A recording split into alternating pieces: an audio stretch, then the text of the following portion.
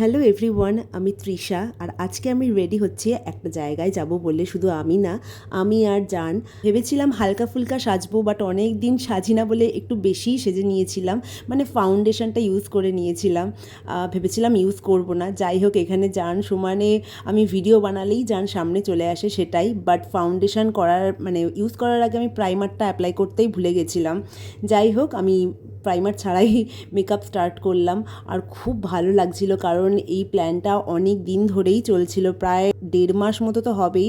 আচ্ছা, কোথায় যাচ্ছি এখনও তো তোমাদের বলিনি। অ্যাকচুয়ালি আমরা সব গার্জেনরা তাদের বাচ্চাদের নিয়ে নিজেদের মতো করে সময় কাটাবো বলে একটা রেস্টুরেন্টে যাচ্ছিলাম। আমি তো প্রচণ্ড এক্সাইটেড ছিলাম, কারণ অনেক দিন ধরে প্ল্যানটা হচ্ছে, ফাইনালি যে আমরা যাচ্ছি সেটাই। বাইরে প্রচণ্ড গরম ছিল, তাই কি পরবো বুঝতে পারছিলাম না। তারপরে এই 3 পিসটা ভাবলাম পরি। এই 3 পিসটা আমি 2 মাস মতো আগে কিনেছিলাম, বাট পরা হয়নি, ভাবলাম আজকেই পরে নিই। আর সত্যি খুব সুন্দর, প্রচণ্ড কমফোর্টেবল, সামারের জন্য একদম অ্যাপ্রোপ্রিয়েট একটা ড্রেস। আর লিপস্টিকটা আমি 2-3টে লিপস্টিক একসাথে মিক্সড করে অন্য একটা শেড ক্রিয়েট করে এই শেডটা এসছে। ভালোই লাগছে দেখতে। মাঝে মাঝে আমি এরকম একটু এক্সপেরিমেন্ট করি, আর শেডগুলো বেশ ভালোই আসে।